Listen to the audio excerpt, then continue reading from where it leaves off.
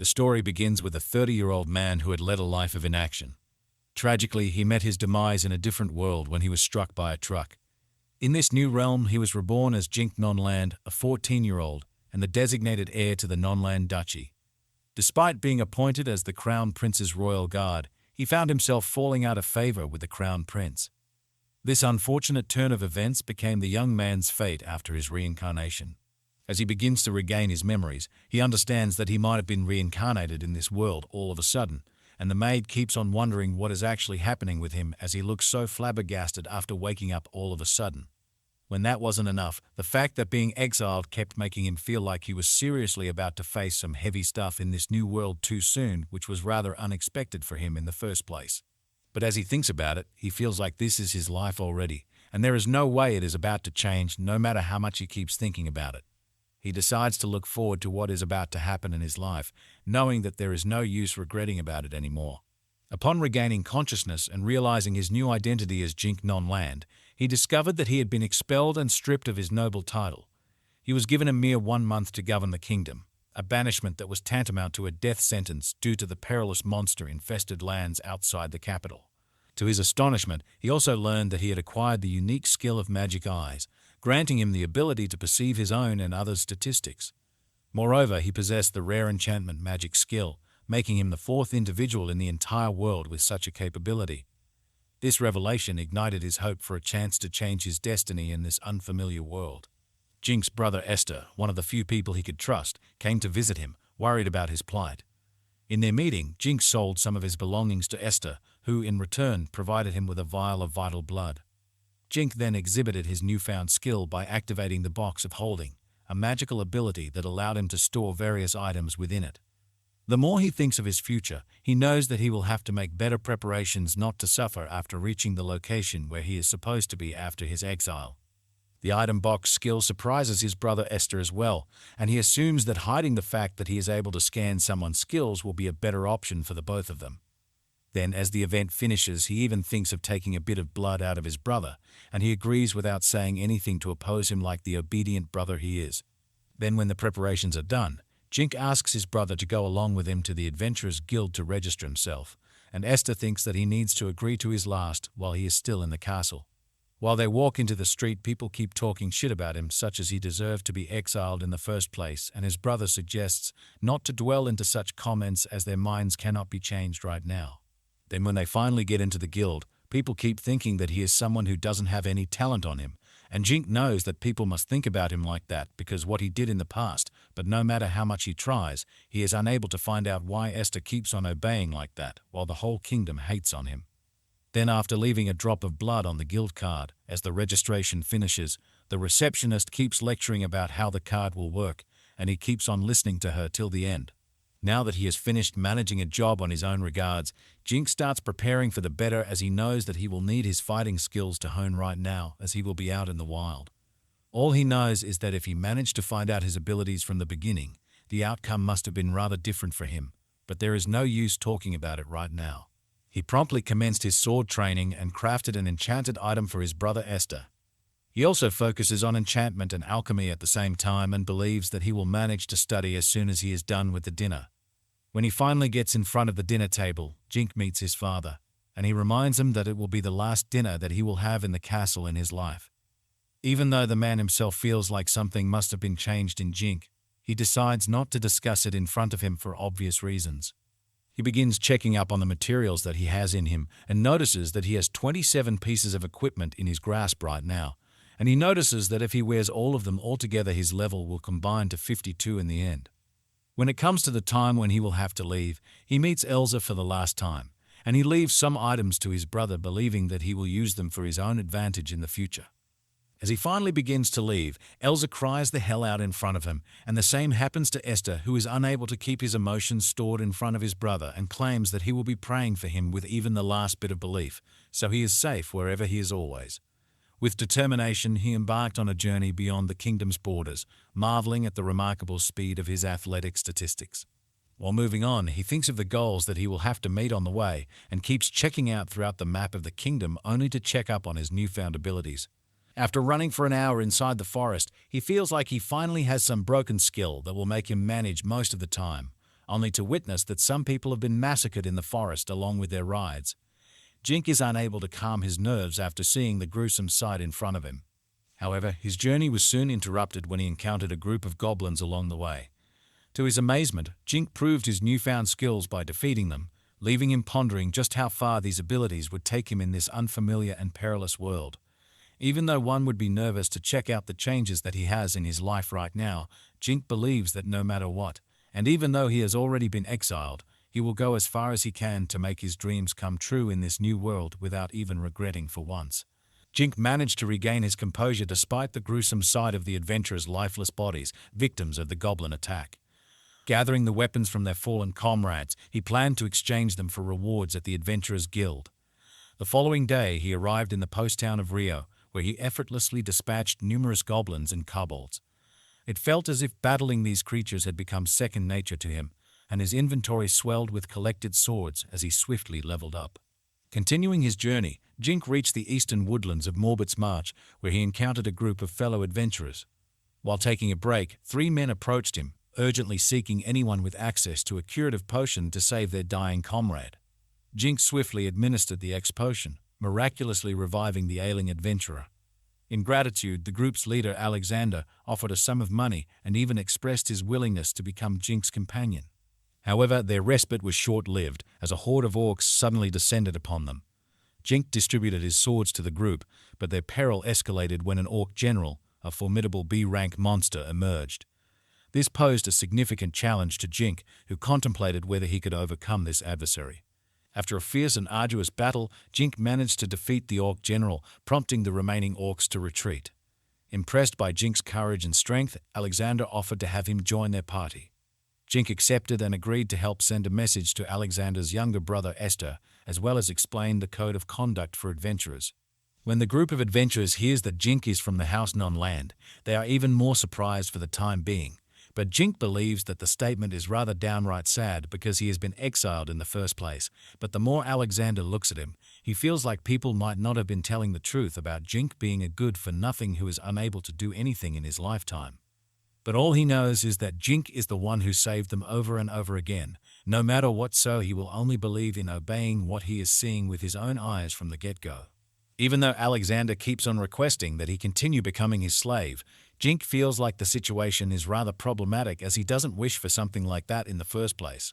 Unbeknownst to them, 2 men and a female elf watch the unfolding events, their interest piqued by Jink's actions. They think that he must be rather awesome to look at as he is undefeated, even after fighting many monsters at once on his own, along with the weakened adventurers from the Dragon's Tears. Jink, now a part of the Dragon's Tears party, forge their way through the formidable goblin forest, a necessary passage to reach Morbjörg, the capital of Morbitz. The arduous battle left the entire group utterly exhausted, and they decided to take a much-needed rest. However, something about Jink caught their attention. He appeared remarkably unfazed by the physical toll of the journey. This piqued their curiosity and led to their eventual introduction. The 3 individuals, led by Karen, a female elf, and the leader of the Sacred Flame, Bogart, approached Jink. They initiated conversation, and Karen inquired whether Jink was an enchanter. Jink confirmed his proficiency as an enchanter, and upon learning of his skills, they requested his expertise in enchanting their items and weapons. Jink in turn requested that they keep his enchanting abilities a secret. As they continued their journey toward Qual Kingdom, their mutual destination, Jink proceeded to enchant their equipment and weapons, enhancing their capabilities. This newfound revelation about Jink's exile from his own kingdom surprised his new acquaintances, leaving them puzzled as to why a person with such power and skill could have faced banishment. The group, along with the newly enchanted gear, eventually reached the outskirts of Morbjörg, where Jink took the opportunity to acquire weapons and items. After parting ways with Alexander and his group, Jink continued his journey to Qual, now in the company of the Sacred Flame Party. Back in Nonland's estate, Jink's father made the difficult decision to confine Esther to 50 days of solitary isolation. This was done to facilitate Esther's acceptance of his newfound role as the family heir and to help him forget about Jink. The idea of forgetting his brother is seen to be rather strict on his father's side, as he thinks that there is no way Esther will be able to get in touch with his brother ever again in his whole life, making the situation rather unbelievable. When the confinement wasn't enough to make Esther leave thinking about his brother, his father kept on beating him the roughest way possible, as he felt like his son was not doing enough to reflect on his actions while he was left alone. After beating the shit out of him, the man leaves a bottle of potion in front of him to make sure that he will truly have to pass each day of the 50 days in confinement to begin with. Esther, consumed by profound worry and concern, couldn't shake his fear for Jink's safety. He anxiously pondered whether Jink had successfully ventured beyond the kingdom's borders. Meanwhile, Jink found himself locked in a relentless battle against high-level orcs, alongside the Sacred Flame and their rank party. After a considerable duration, they managed the incredible feat of escaping the perilous borderlands, a remarkable accomplishment for an exile. As they arrived at the border town of Court Checkpoint, Jink couldn't help but wonder if he would be accepted in this new territory. Their passage, however, faced a significant obstacle. The checkpoint overseer was initially reluctant to allow Jink through, still holding on to the accusations made against him. It was the intervention of Karen and the rest of the group that ultimately paved the way, and Jink was profoundly grateful for their support. It seems that the only way was possible because of their help, as they used their position of S-rank adventurers to make sure that Jink was able to get the chance to relive through the courses of his life for the last time. Guided by Karen, Jink received valuable advice to register as an enchanter with the Quall Adventurers Guild. This would grant him the protection he needed, especially from potential assailants like Rossito. However, when he arrived at the guild, the receptionist's request took him by surprise. Jink was asked to present his trophies, a surprising request considering the number of formidable adversaries he had overcome, a tally equal to that of a C-rank adventurer. When he was said to present the trophies, he even managed the whole backyard of the guild to check out through everything, but none of the knights in the guild were assuming that he would present something that's shocking ahead of them. When the bags finally get unlatched in front of them, the appraisal commanders are rather shocked, and the receptionist claims that he managed to kill 7 goblin mages, 6 goblin shamans, and even 812 goblins at once, and let's not forget 41 kobolds, 37 slimes, 1 orc general and 119 orcs, so the calculation will be coming out for him as 24 gold coins and 3 silver plates. When the numbers are counted in dollars, Jink realizes that it will be about 243,000 in total, and the helpers along with the others think that Jink must think about ranking up already because of the achievements that he made at once. As everything else is done, the receptionist claims that he will be having a mock battle against someone professional to make his dream of ranking come true, and he gets shifted into the guild's private arena to have his exam commenced at once. What's more, he was unexpectedly challenged to a duel by the guild's examiner, Guild Master Snow, which was rather unexpected for Jink to see. The fact that Snow is testing out someone himself feels rather insane to the people watching the event happen, and it seems that Snow has managed to even hunt a few hundred orcs by himself at once, so he is not normal. Everyone begins to assume that Jink will be done for this time around, and the anchor in the middle claims that they are about to start the rank-up exams soon enough, and they will be rolling the D and C rank tests into one, and Snow claims that he has already heard about him, which is why he couldn't control his feelings to take the chance to have a fight against him. A wave of surprise rippled through the guild when they discovered that the duel would be overseen by none other than the guild master himself. This unexpected turn of events piqued the curiosity of everyone present, compelling them to make their way to the location where the duel was set to unfold. Then, as the battle is about to begin, the anchor claims that he will be taking the entire risk on his own, as there are chances for him to get viciously injured. His elven companion promises that she will be with him once that happens, so he wouldn't have to worry about that at all. After seeing her cheering someone like Jink, others keep on getting jealous of him as they hope that they will be able to get healed by her if possible, wishing that Jink has to be killed by Snow as soon as possible. Then when the battle starts, Snow realizes that Jink is not about to attack first, and he assumes that he will be the one who will have to go first in this situation. Jink and Snow stood face to face, their expressions resolute. It was Snow who initiated the duel, moving with an astonishing swiftness that left Jink struggling to evade the flurry of attacks. In the midst of this fierce exchange, Jink narrowly managed to dodge most of the strikes, though a sharp sword tip grazed his cheek. With a determined resolve, Jink declared it was his turn to strike. He lunged at Snow with a powerful sword swing, but the guild master deftly dodged the attack with ease. It was at this moment that Jink was hit with a startling revelation. Snow was a formidable level 104, while he himself was a mere level 27, a significant difference in skill and experience. Karen and the others observed the duel, initially convinced that the guild master Snow would easily emerge victorious. After all, Snow had effortlessly evaded Jink's attacks. However, much to their surprise, Jink managed to seize an opportunity that arose when Snow underestimated him and momentarily dropped his guard. This unexpected turn of events swung the duel in Jink's favor, leading to an injury to the guild master. Snow, although shocked, gracefully accepted his defeat. Upon learning that Jink was not just a combatant, but an enchanter, Snow was visibly relieved. This acknowledgement led Snow to recognize Jink as a provisional C-rank enchanter and appraiser, pending the necessary paperwork. In the aftermath of the duel, Will approached Jink and informed him that this victory would make any potential adversaries think twice before attempting to harm him. It was suggested that Jink might be on a path to achieving an impressive rank, the coveted SS rank, akin to being a king in his own right, allowing him the freedom to live life as he desired. The thought of overcoming his troubling days keeps on making Jink feel like he can win the whole world like this, and all he knows is that he has been slandered, scorned, falsely charged, and exiled, so he is now having a life of running from Rosalta, but that he will blow away soon enough with the enchantments that he has in him right now. Jink found himself comfortably seated within a well-guarded carriage, accompanied by a group of capable adventurers and mages. However, their journey was abruptly disrupted when they fell prey to an ambush by a gang of ferocious kobolds. Jink couldn't resist the urge to intervene, his desire to test his S-rank water ball magic overwhelming him. In his initial attempt, the water ball failed to deter the kobolds, forcing Jink to summon his training from memory. On his second try, he successfully hit a group of kobolds, instilling fear in the others and allowing the guards to deal with the remaining attackers. The relieved guards expressed their gratitude, acknowledging that they were supposed to be Jink's protectors, not the other way around. A week prior to this event, Jink, Karen, and Bogart arrived at the entrance of Count Brand's estate, where they planned to spend the night. Count Nicholas Brand warmly welcomed them and extended an invitation to join him for dinner.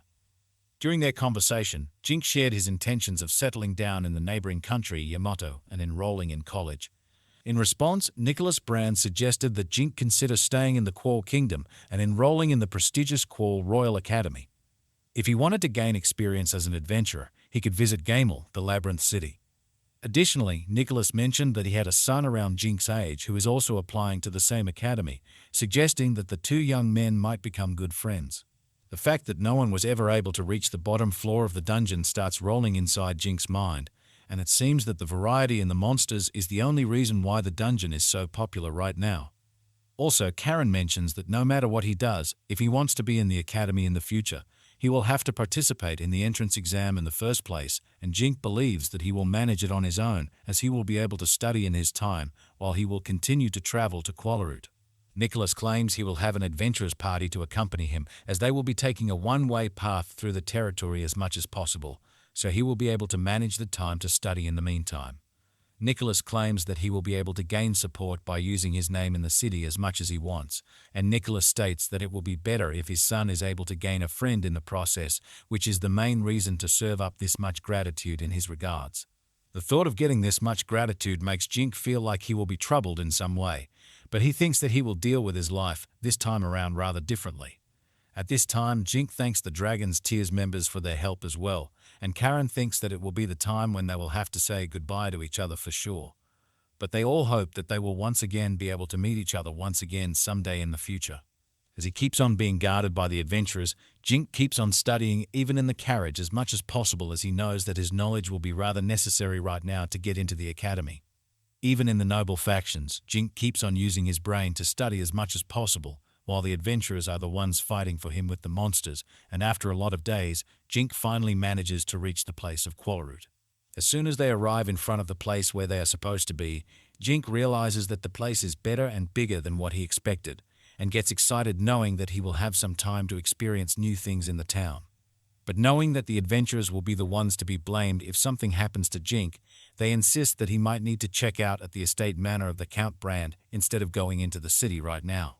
Upon meeting Nicholas's wife, Maria, and their son, Chris, an unexpected occurrence left Jink stunned. In an instant, he lost all his strength and collapsed to the ground, bewildered by the sudden maxing out of his appraiser skills. Meanwhile, within the confines of Quall's royal palace, a man urgently reported to the king about the unexpected presence of an enchanter in the kingdom. Simultaneously, back at the manor, a collective gasp of astonishment spread through the room as those present observed Jink's sudden and perplexing reactions. The onlookers began to contemplate the necessity of summoning a doctor without delay to address Jink's unusual condition. At the Quall Royal Academy, Jink joined the other aspiring students in the admission process. The day began with a rigorous written examination, testing their theoretical knowledge. Subsequently, they proceeded to the practical examination. As the rotation continued, Jink's turn arrived, and as soon as he arrived, the whole crowd started to react almost surprisingly, as they had never thought that they would meet someone with the S rank rating already as they were about to enter the academy. The evaluators requested a demonstration of his skills, and his display left a strong impression, showcasing the remarkable power and prowess he possessed. Penem, the Marquess of the Quall Kingdom, couldn't help but be impressed by Jink's remarkable abilities. Recognizing his potential, Penem promptly went to inform King Normal Quall about Jink's performance on the theoretical exam, revealing that he had achieved an impressive score of 96 out of 100. During their discussion, they delved into the charges against Jink, and Penem raised the possibility that Jink might have been falsely accused. They feel like Jink, with this much of knowledge and strength, he would never think of poisoning his own father, which is the main reason why he is suffering all this pain right now. They realize that there is a chance that the kingdom started spreading false news about him to make it look like Jink was good for nothing, only to make their own mission successful, which is rather suspicious. Even the king himself thinks of going in action to protect him, knowing that the kingdom of Rosalta might have some kind of ulterior motive against Jink currently, which can be rather unfathomable for anyone.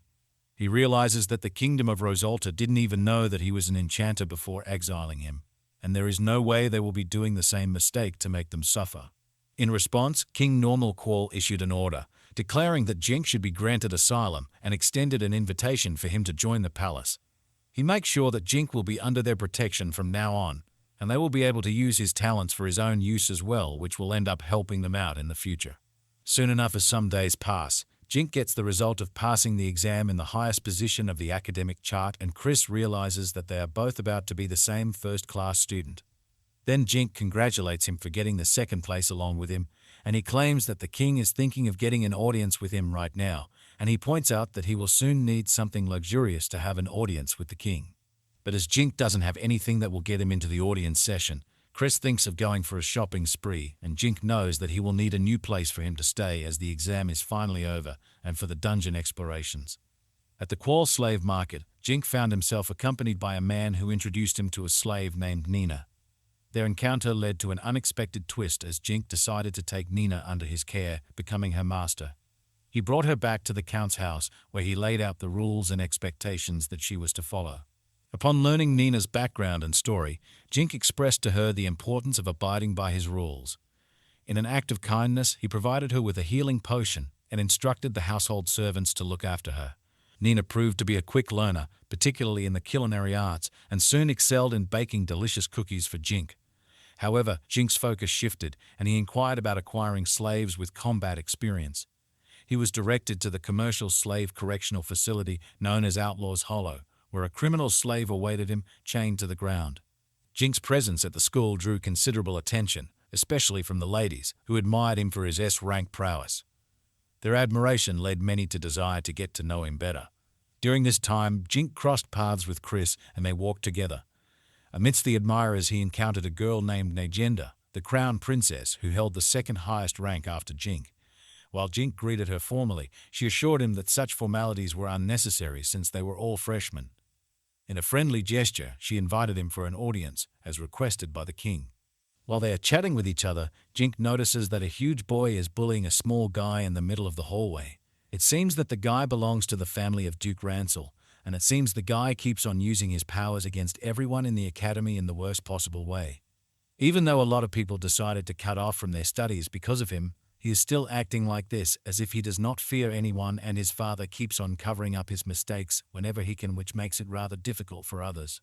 Then after moving through the crowd, the fat guy comes in the middle to greet the crown princess, and Negenda feels like the guy must have some nerve for approaching her in the first place. At that moment, the guy begins saying to Jink that he needs to have a chat with him, and he asks him to enter his family's service, as he will be able to make a great use of his powers in his place. He mentions that Jink is nothing but a commoner, but with the help of his family, he will manage to have some fun in the meantime. Just when the guy feels like Jink is barely listening to him, he goes on to touch him, and Jink moves away his hand almost instantly. Then when the guy thinks that Jink wouldn't be the one to fight back to him, Jink proves that he is wrong and starts punching him, which makes him lose one of his teeth, and blood keeps gushing out of his nose. As the guy keeps feeling like he has never met someone like this ever in his whole life, Jink moves on, and the crown prince stays shut like that the whole time, being unable to comprehend the thought process. Even Chris thanks Jink for handling the situation as he would have targeted him next, and she once again mentions that she will like it if he comes to meet the king, and she states that as an adventurer, he will be fine with wearing anything as no one is about to make any kind of objection to that. Then a few days later, when Jink finally arrives in front of the king, he greets Jink in the most respectable way possible, and Jink kneels down in front of him.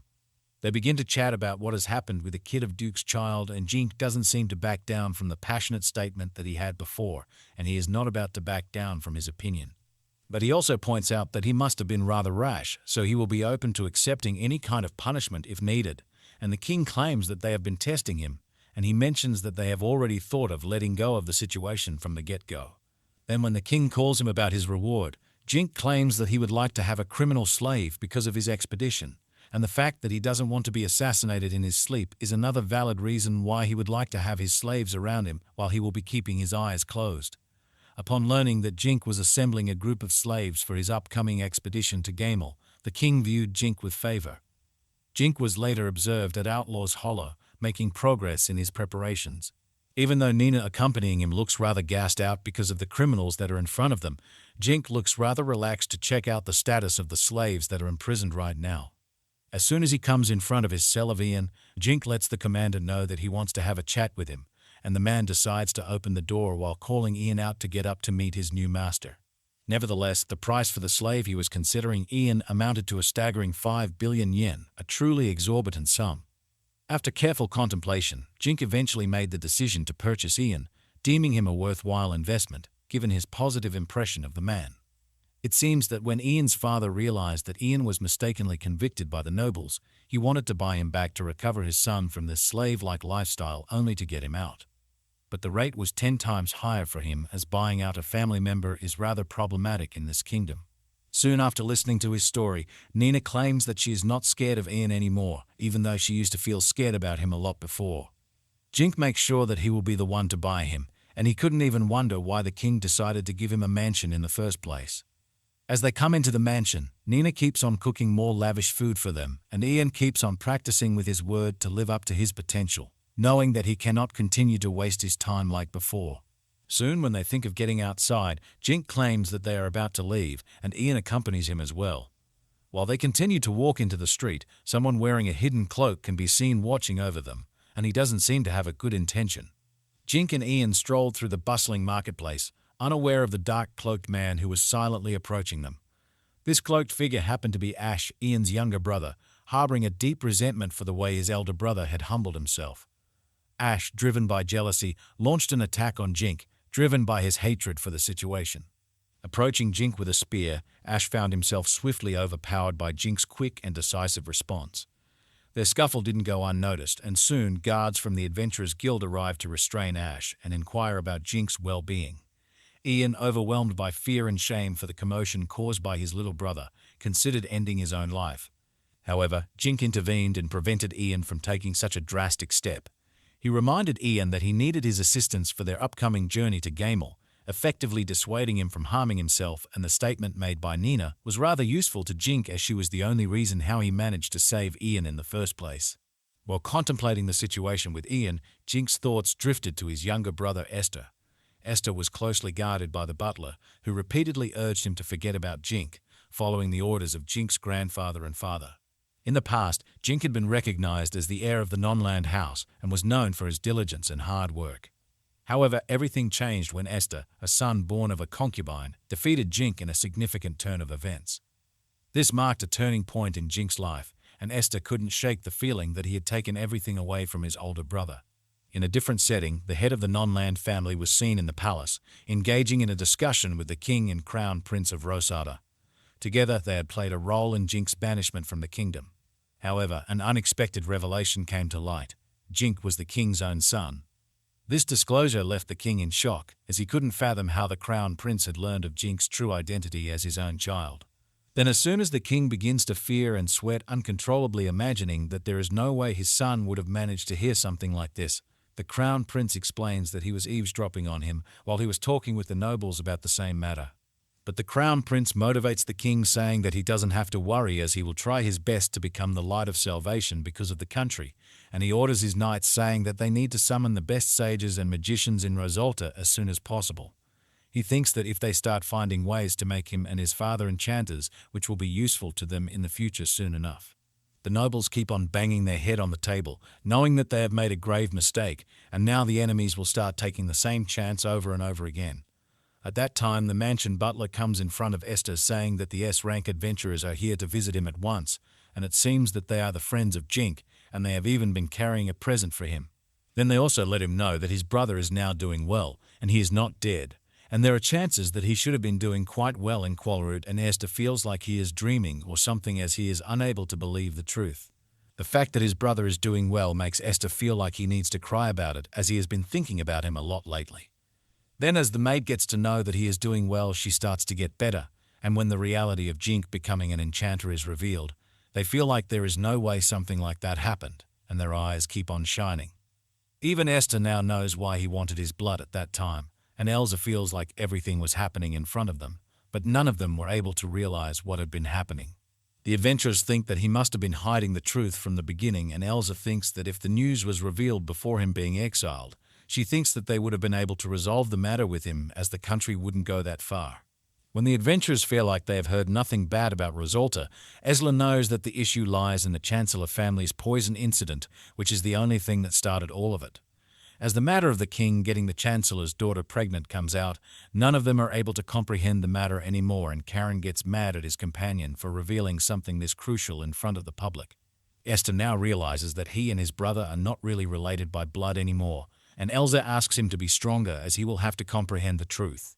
As Esther feels like he will be able to listen to the rest, the adventurers explain how the current king of Rosalta obtained the crown with the Chancellor's backing, but a great secret involved them both, which is hiding the matter of Jink's birth.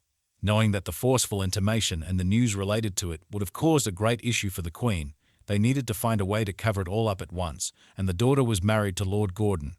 No matter what happened, the former head Lord Noble didn't like the matter even a bit, knowing that the grandson of his family wouldn't even be related to him in the first place. This is why he ended up taking the step of the change in hand in the party, to put the poison in the food, but that same day Jink was practicing in the training pit while it was happening. Even though nothing happened that day, something else happened instead, which ruined the whole thing, and Elsa was the one who had been seeing all of it with her own eyes, which is the only reason she feels like she wanted to save her own skin by sacrificing Jink instead. But Esther feels like she has done nothing wrong, and the people just wanted Jink to be out anyway. According to the adventurers, the whole capital has been talking about this everywhere, and none of them are happy about it. Now that the Crown Prince even ended up talking about it publicly, the matter is even more serious in the public, and the people even have been selling the information by using the money. The adventurers claim that the country is like a sinking ship right now, and they start asking what Esther wants to do right now, only for him to claim that he doesn't even really have any kind of attachments anymore, as he hates the rotten country and the family at the same time. Then when he ends up suggesting Karen to make him her slave, she is unable to realize what she can do right now, and he knows that his family will be sold off as slaves when the truth comes out, so it will be happening anyway. Esther thinks that he will be transferred to his brother, and he will continue to serve his brother as a slave to atone for the sins that the non-land family had done to him. Elsa comes in saying that she wants to have the same fate as him, and the butler claims that he will be fine with that, as he feels like the house is now properly finished, and he thinks of taking some expensive stuff before leaving. Karen ends up making Esther dress up as a maid, which makes him unable to fathom what she is even doing.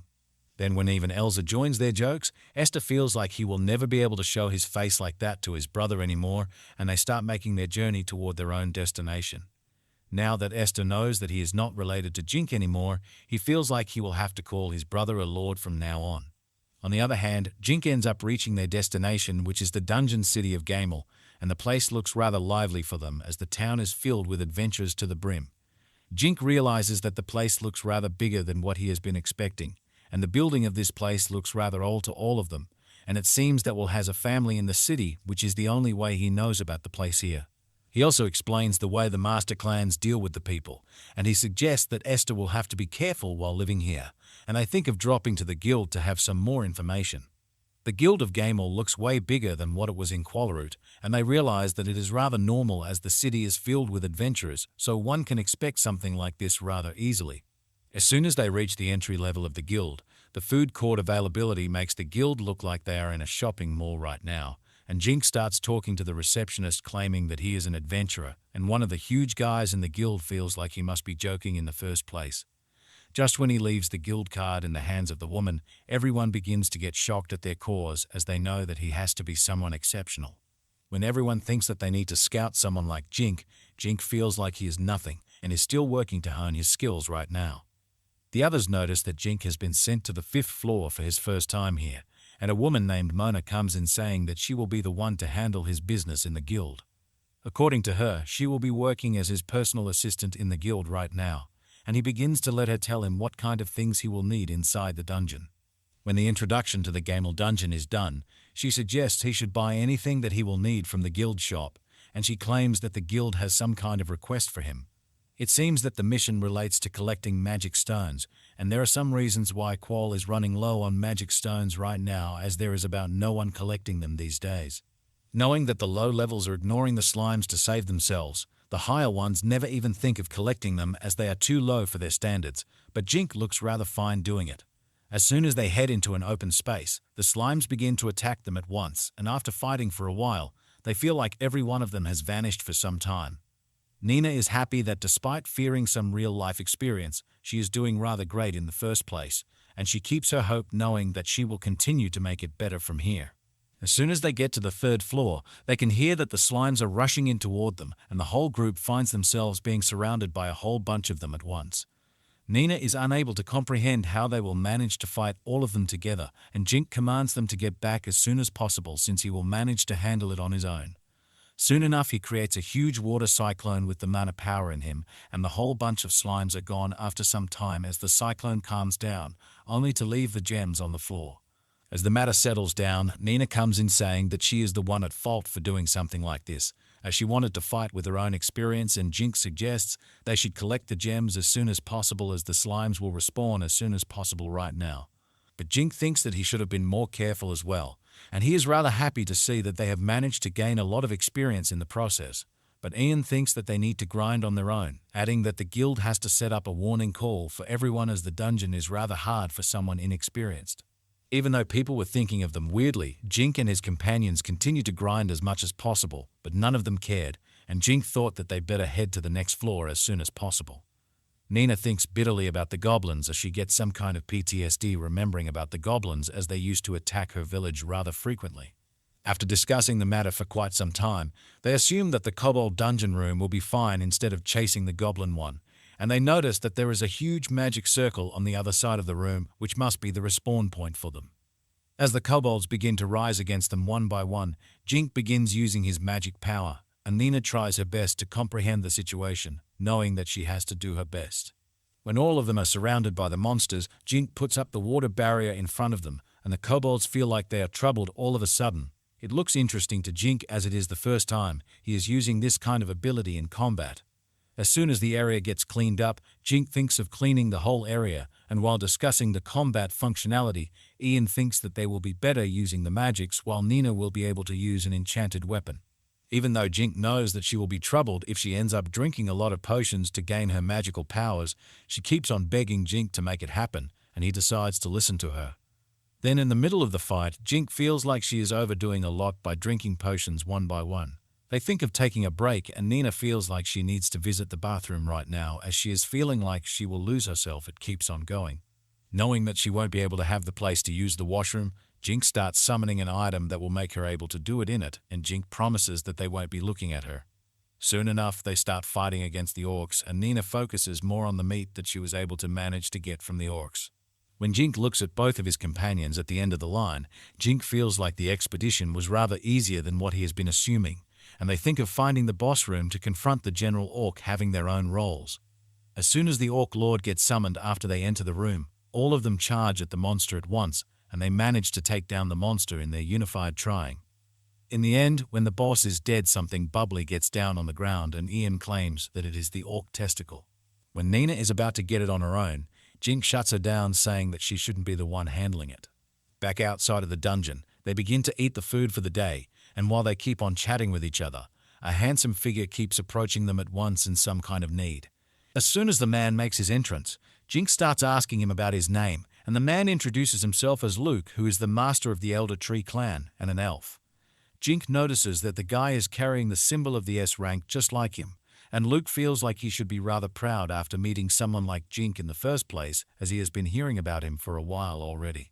Then when he looks into the guy, Jink notices that he doesn't have the skills that he and Karen have, but he knows that the guy has to be rather good if he made it to the S rank, and the skill point that he has in his grasp when it comes to archery is rather impressive. Then Ian claims that the Elder Tree is the third most influential clan in Gamel, and Jink wonders what he can do to help him out in this situation, and he wonders if he is here to recruit them in the first place. At that same time, some people come rushing at Jink asking if they can have some food as they have already run out of food, and the fact that the monsters are taking way longer than what they initially thought feels rather problematic to them. Even though Luke claims that he will be paying Jink for the food they will have, Jink admits that he will do it without any kind of payment as he will need to exchange some information with Luke. As the deal is done, Jink apologizes for making the situation harder for Nina, and he asks Ian to give her a hand on the task, and the adventurers begin to eat as fast as they can, as if they have been blessed by some kind of goddess.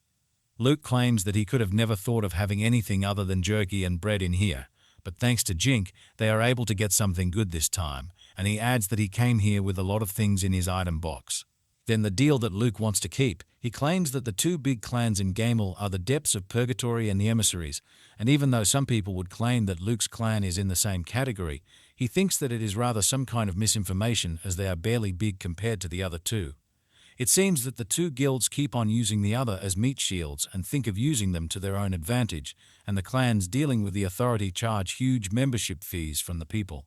When Nina thinks that it must be the rule around this place, Luke claims that it might not be some kind of rule, but it is the way they deal with the situation around here, and the rest who didn't think of dealing with them started accompanying his clan, which is the Elder Tree clan. Luke feels like the other two clans are starting to create a lot of problems for them, even though he would try his best to handle it peacefully, and even though the traders do not think of dealing with them, they are already too big for them to ignore in this chaos. After hearing about all of these things, Jink feels like he will have to be careful around these clans, and Luke makes sure that he has kept his promise in exchange for the food that Jink has given them. When the sun comes up once again, Jink feels like it makes him feel better to see another day in the early, and Luke feels like he needs to bid farewell to Jink right now. Before leaving, he claims that the big clans are targeting Jink right now, so he suggests that he should be careful, and Jink begins asking his companions what they thought of the expedition they had for the first time in their life. Ian thinks that they might be able to create their own clan if they manage to bring all the staff from the estate, and Jink thinks of taking a break until his exams are over. Then the next day, the whole backyard is filled with the loot collected by Jink and his companions, and even the assistant is happy to see that they have managed to bring the orc testicle. As she begins holding on to the orc testicle, one rough-looking adventurer comes in saying that she shouldn't be the one to hold it as she is a woman after all. The guy named Dan claims that he wants to see Jink on his own, and he greets him as the guild master. Dan claims that Jink is about to go against him for the next endurance exam, which will test him out in the best way possible, and Jink claims that he will have to handle him for an hour. Even though Jink is a high-ranking one, Dan starts acting the same way as he acts with the others, adding that he shouldn't get cocky around him, and Jink begins to behave the way the guy deserved in the first place. Then, when the exam is about to begin, Jink prepares the best way possible to make the man regret, and the rule is that the hourglass will have to be empty, otherwise Jink will not be able to get out of the battle. When the fight begins, Jink feels like the guy is pointing his sword toward his weak joints, and he is hitting the same spot over and over again, and he ends up passing after withstanding the guy for an hour. Dan suggests Jink come to the library later when he is free, and he remarks that they will need to have a discussion. After collecting the bounty that Jink had to collect, he goes on to meet Dan in the library where the assistant and Dan, they together begin to talk with him regarding something important. Dan reminds him of the time when he fought with Ash in the middle of the street, and it seems that his father is still demanding to make the situation right as the man is a merchant with a guild affiliation, so there is a chance Jink is able to get a deal out of him. Then even though Jink thinks that the guilds will not be doing anything good at this time, Dan claims that the merchants will continue to flock in here because of him, and not all of them will have the same respect as he will do. Knowing that Jink will have to sell his goods anyway, the guild will be better off with a signed merchant that they can trust. At the same time, the guy is also getting desperate, so the son is left in the hot water because of all of these problems. Even though Dan knows that it might be nothing beneficial for Jink, he thinks that it will be better if he is able to help someone who is at the end of the rope, and Jink feels like Dan is better than he thought. Then after thinking about it for some time, Jink claims that he will manage it in the end, and Dan feels like he is glad to hear that he decided to agree with him. When the time comes, Jink feels like the situation will be rather hard for Ian.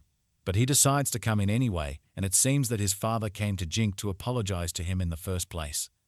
As Ian decides to help them out, the matter gets solved rather easier than what they have been thinking, and Jink asks him to spend the rest of the day with his father if he can. Meanwhile, as he reaches his mansion, the servants begin to ask him about Ian, and he lets them know that he has been spending some time with his father right now. Soon enough, he gets a letter from Chris saying that two of their slaves want to have a chat with Jink, and their names are Esther and Urza, which shocks the hell out of Jink as he is unable to believe the letter.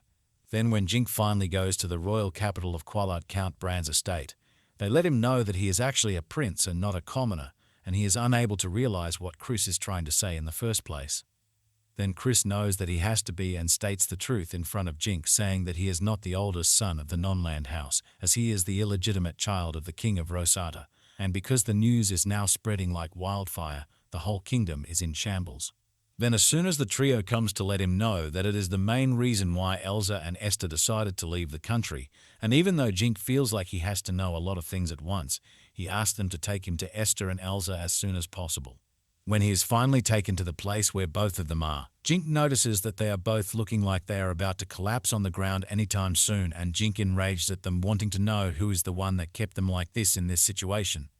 But Karen comes in to clear up, saying that they are the ones who wanted them to keep themselves like this, and Chris had to act along, knowing that the servants would start to create some kind of ruckus if they knew that they were being served like nobles in the first place.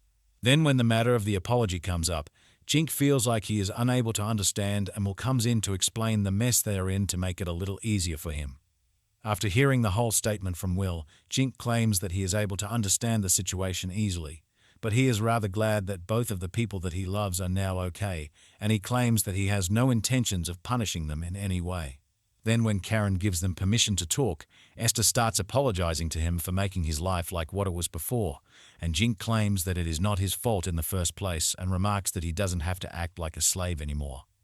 As the matter is resolved, Jink claims that he and Urza will continue to take care of him until he comes of age, and he feels like they will have to stay like slaves for now, as they will be endangering themselves without his help for now. While Jink thinks about the future, Will claims that the information is saying that King Rosada and the Crown Prince have fallen from grace, leaving the throne empty, and it will be a matter of time before war breaks out in Rosada. On the other hand, Esther's father gets sent to prison while his grandfather gets sacrificed, and the king begins to beat his idiotic son for making the situation like this at once. This whole time, the Crown Prince keeps on blaming Jink for making the situation like this for him, and he keeps on promising that he will be the one to finish him off as the summoning magic appears out of nowhere. Even though Jink wasn't expecting that his return to the country would work out this way, he started taking the exams once again in the academy, and after staying for 2 weeks in the capital, he headed back to Gamel once again with a brand new member for their maze runs. Soon enough, Esther is seen joining Ian, Nina, and all the others in the manor, and when Esther claims that he is already done with the preparations that he had made, Jink asks them to back up Esther in the maze, and it seems that Jink has been planning to span the orc room for 3 days straight, so his little brother is able to join them for the next attack to the next floor. Will wonders if Esther will be fine hunting down the orcs, and Esther states that he wouldn't have to worry as he has been fighting low-level monsters on his way to Quall Kingdom, so he will be fine. Then Jink starts asking Esther about having an aptitude for wind magic, and on top of that, along with the spearcraft, he thinks that he will be able to manage his mana quite nicely. Nina realizes that he has been drinking a lot of potions and feels like he will have to pee just like she had done, and they think of setting off to the Gamel city as soon as possible. Then when it comes to the matter of the maids, Elsa and the others claim that they will be fine as they will be guarding with the best possible weapons on them, which relieves them for quite some considerable amount. As soon as they reach the Adventurers Guild, the assistant begins to have a chat with both of the brothers to make sure that they are registered and well off before they start their journey into the dungeon. Then when Jink begins to ask if the situation has changed until he is gone, Mona starts introducing the matter related to the named monsters, and it seems that the monsters are rare enough to sometimes make the souls of the dead come to possess monsters. Just when he feels like he is getting a grasp of the situation, Mona claims that the orc general on the 15th floor, which they have cleared earlier, is a named monster right now, and that seems to be rather suspicious for Jink. The introduction of the general orc in this situation creates a more impending danger in front of Jink, and now he knows that it will be rather hard for Jink to defeat the monster right now, as the monster has human knowledge merging deep into its core right now. But Mona claims that it happened rather opposite, as the monster is even dumber than before and weaker at the same time. The way the monster is working right now makes her feel like it must have been a troubled individual in the past, and it was already easy to anticipate an orc general's attacks, but the patterns are now rather simpler than before. It seems that the beast is now running around women like crazy, as if it doesn't even have a brain to begin with, and the low-level armies are now able to defeat the monster by using the women as bait as much as they can right now. As they have found out that the orc general is rather dumber than before, the clans have been competing against each other to fix who is the one that is about to enter the place to subjugate it earlier. It seems that for that congestion, the casualties have been rising through the skies, and she asks if Jink will be able to help out any adventurers in need, which will be rather helpful for them. Then Jink claims that he will be giving healing properties to the people whom he can help as long as he himself is not troubled in this situation, and Mona thanks him for his helping hand for the guild and its people. Meanwhile, on the 15th floor, everyone starts rising against the monsters as much as they can, and Ian confirms that Esther is getting better each moment, as if their moves are now rather fluid and efficient. After thanking Ian, Esther claims that he is feeling like he is growing a lot almost indefinitely from time to time, and Jink comes in to inspire him to make him feel like he is morphing into a better version of himself. At the same time, Nina keeps on wondering about the limitations of Esther taking as many potions as he can, and thinks that she would like to tease him a little for doing so. As 3 days pass after the level up is done for Esther, they think of having some break time before heading into the next floor, and to do that, they know that they will have to manage to deal with the orc general as soon as possible. As they know that despite it being dumber right now, they will have to be careful as it is a boss monster to begin with, and Jink thinks of staying in the front line to make it better for them, while carrying Nina in the back, as the orc general now feels like a pervert right now. As soon as the orc general gets summoned, Jink instantly gets the point that it has to be the crown prince to begin with, and Ian instantly realizes that he must be known to Jink. The whole situation looks like more than fate to Jink as he prepares to flow the fireball toward him, and he feels like nothing happened to the monster because of having a low-level attribute at this time.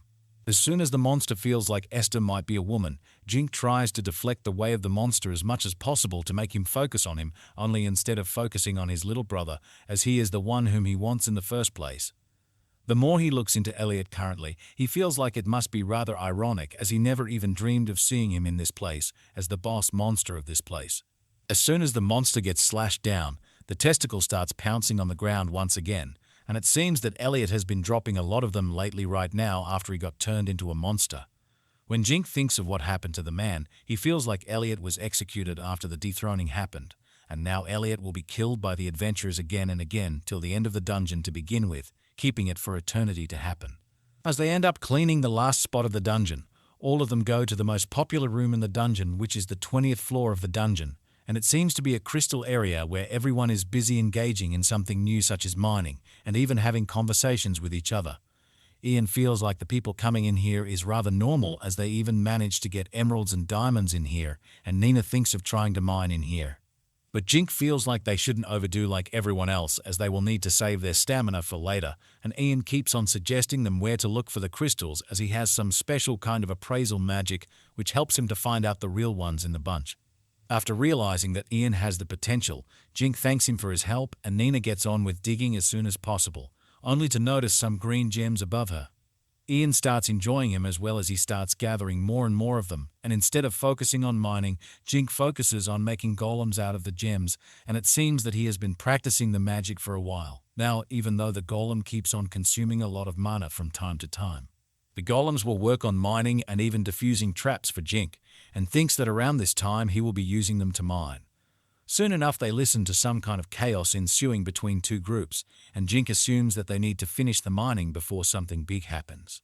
After shifting through the mining area, they shift into the Greenland part of the dungeon city, and focuses on to get some calf meat from the domestic animals that they can see around the place. But at that same time, something else was happening, as some insect-like monsters are seen devouring some bodies of the adventurers somewhere else in the same place.